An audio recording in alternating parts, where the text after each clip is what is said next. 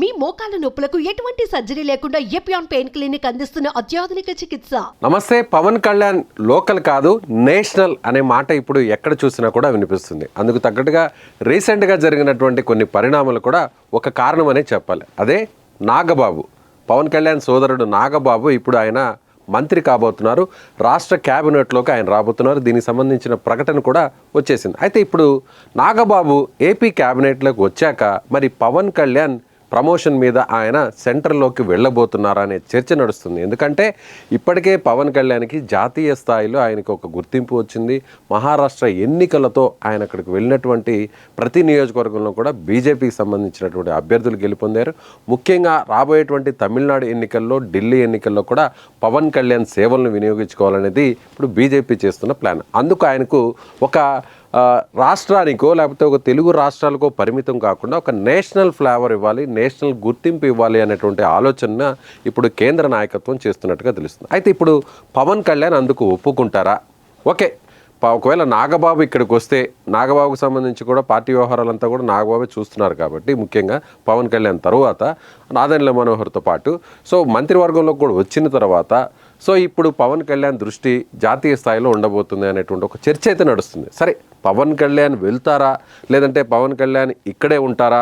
ముఖ్యంగా ఆయన మొదటి నుంచి కూడా చెప్పారు, ఏపీ మీదే తన ఫోకస్ అంతా కూడా రాష్ట్రాభివృద్ధి జరగాలనేదే తన ఆలోచన అంతా అని కూడా చెప్తున్నారు. అయితే ఓకే, పవన్ కళ్యాణ్ ఇప్పుడు కేంద్ర మంత్రిగా వెళుతారా? బీజేపీ పిలుస్తున్నట్టుగా ఆయన కేంద్ర మంత్రిగా వెళ్ళే అవకాశం ఉందా లేదా? ఈ విషయాన్ని పక్కన పెడదాం. అంటే కేంద్ర మంత్రిగా వెళితే ఏం జరుగుతుంది, ఏపీలోనే ఉంటే ఏం జరుగుతుందో దాన్ని ఒకసారి మనకి విశ్లేషణ చేసే ప్రయత్నం చేద్దాం. అందుకు కారణం ఏంటో కూడా మీకు వివరించే ప్రయత్నం చేస్తాం. అంటే ఎందుకు అసలు ఇలాంటి చర్చ నడుస్తుంది అంటే, ఇప్పుడు పవన్ కళ్యాణ్ గారు ఆయన ఏపీ డిప్యూటీ సీఎంగా ఉన్నారు, గ్రామీణాభివృద్ధి శాఖ మంత్రిగా ఉన్నారు, అలాగే దాంతోపాటుగా సైన్స్ అండ్ టెక్నాలజీ, అటవీ శాఖ మంత్రిగా కూడా పవన్ కళ్యాణ్ ఉన్నారు. గ్రామీణ నీటి పారుదల శాఖ కూడా, నీటి సరఫరా శాఖ కూడా ఆయన పోర్ట్ఫోలియోలోనే ఉంది. అయితే ఇప్పుడు నాగబాబు గారు వస్తే నాగబాబు గారికి ఏం శాఖలు ఇస్తారనేటువంటి చర్చ చూస్తే, ముఖ్యంగా నాగబాబు గారికి వస్తే కందుల దుర్గేష్ ఇక్కడ మనం చూడవచ్చు. అంటే జనసేన పార్టీకి సంబంధించినటువంటి ఎమ్మెల్యే కందుల దుర్గేష్ ఆయన మంత్రిగా ఉన్నారు.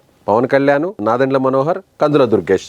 కందుల దుర్గేష్ దగ్గర ఉన్నటువంటి శాఖలు పర్యాటక శాఖ, tourism and culture and cinematography, పర్యాటక, సాంస్కృతిక అండ్ సినిమాటోగ్రఫీ శాఖలు ప్రస్తుతం కందుల దుర్గేష్ దగ్గర ఉన్నాయి.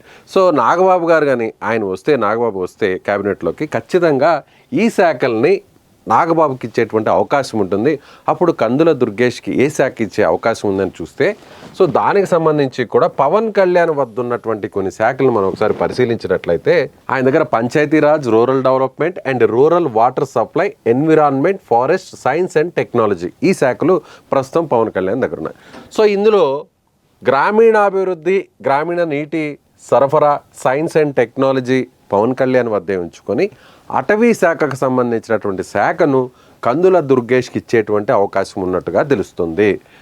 ఈ ఒకవేళ ఖచ్చితంగా, ఎందుకంటే సినిమాలకు సంబంధించి ఆ రంగానికి సంబంధించిన వ్యక్తే నాగబాబు, ఆయన నటుడు, నిర్మాత కూడా కాబట్టి ఖచ్చితంగా సినిమాటోగ్రఫీ అలాగే పర్యాటక శాఖ కూడా ఆయనకి ఇచ్చేటువంటి అవకాశం వెసులుబాటు కనిపిస్తుంది.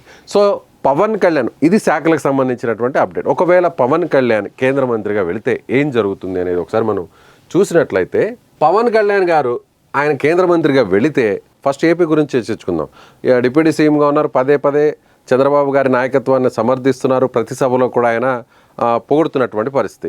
మీ నాయకత్వంలో పనిచేయడం గర్వంగా ఉంది.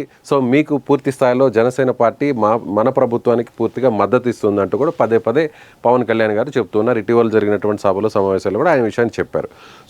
పవన్ కళ్యాణ్ గారు ఇక్కడ ఉంటే ఫస్ట్ పార్టీ నిర్మాణం జరగాలి. 21 మంది ఎమ్మెల్యేలు, 2 ఎంపీలు మాత్రమే ఇప్పటివరకు గెలిచారు. 175 మందిలో పొత్తులో భాగంగా తీసుకున్నటువంటి స్థానాల్లో 100% స్ట్రైక్ రేట్ వచ్చేసింది. అంటే 100% విజయాన్ని సాధించారు. అయితే ఇప్పుడు మిగిలినటువంటి రాబోయే ఎన్నికల నాటికి పార్టీని బలోపేతం చేసుకోవాలి. ఇప్పుడిప్పుడే పవన్ కళ్యాణ్ గారి ఇమేజ్ చాలా ఎవరు ఊహించినంత విధంగా ఆయన గ్రాఫ్ పెరుగుతోంది. ఎందుకంటే ప్రతి సందర్భంలో ఆయన ఎక్కడ కూడా చాలా స్ట్రైట్గా ఉన్నారు, నిజాయితీగా ఉన్నారు. రాజకీయంగా ఎక్కడ కూడా ఆయన రాజకీయ జిమ్మిక్కులు ఆయన ఎక్కడ కూడా చేయట్లేదు. సో ఇటీవల జరిగినటువంటి కొన్ని పరిణామాలు చూసాం. దాచేపల్లి పల్నాడు జిల్లాలో జరిగినటువంటి అక్రమ భూములకు సంబంధించి ఆయనే అక్కడ నేరుగా ఆకస్మిక విజిట్ చేశారు. అదేవిధంగా కాకినాడలో కూడా బియ్యం అక్రమ రవాణాకు సంబంధించినటువంటి అంశాన్ని కూడా ఆయనే తెర మీద తీసుకొచ్చారు. అదేవిధంగా సోషల్ మీడియాలో పోస్టులు పెట్టి మహిళలను క్లించపరిచే విధంగా మాట్లాడేటువంటి వారి గురించి కూడా ఆయనే ప్రస్తావించారు. సో ఇవన్నీ కూడా చూస్తే పవన్ కళ్యాణ్ డైరెక్ట్గా ఒక అంశాన్ని లేవనెత్తుంది, అది దాని అంతు చూసేంత వరకు కూడా వదిలిపెట్టరనేది మనకి ఇప్పుడు స్పష్టమైంది. అప్పుడు పవన్ కళ్యాణ్ ఏపీలోనే ఉండి ఆయన మంత్రిగానే ఉండి డిప్యూటీ సీఎంగా ఉంటే పార్టీ నిర్మాణం మీద ఇప్పుడు ఫోకస్ పెట్టాలి. చాలామంది ఇటీవల ఎన్నికల తర్వాత కూటమి ప్రభుత్వం అధికారంలోకి వచ్చిన తర్వాత తెలుగుదేశం పార్టీ కంటే కూడా జనసేనలోకే వలసలు ఎక్కువగా వస్తున్నాయి. వైసీపీ నుంచి వచ్చేటువంటి వారందరూ కూడా ముందు జనసేన పార్టీ వైపే చూస్తున్నారు. ఎందుకంటే తెలుగుదేశం పార్టీ దశాబ్దాల నుంచి ఉంది. సో అక్కడ ఫుల్గా అకామిడేషన్ జరిగిపోయింది. కానీ జనసేన పార్టీకే ఇప్పుడు చాలా స్థానాలు ఖాళీగా ఉన్నాయి. నాయకత్వానికి సంబంధించినటువంటి పూర్తి నాయకులు తీసుకోవాల్సినటువంటి ఆవశ్యకత ఉంది. అందులో భాగంగానే పార్టీ నిర్మాణాన్ని ఆయన ఇక్కడే ఉండి చేసుకోవాల్సినటువంటి అవసరం ఉంది. వచ్చే ఎన్నికల నాటికి ఇదే 21 స్థానాల్లో పోటీ చేయాలని లేదు.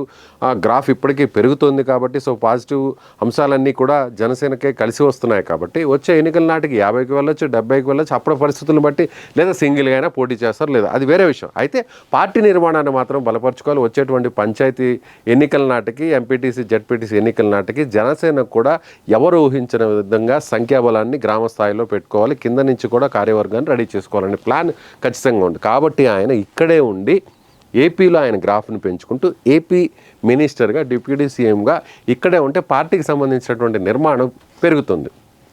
అదే కేంద్రంలోకి వెళ్ళారనుకుందాం, కేంద్ర మంత్రిగా ఆయనకి ఆపర్చునిటీ ఇచ్చింది జాతీయ స్థాయిలో అనుకున్నాం.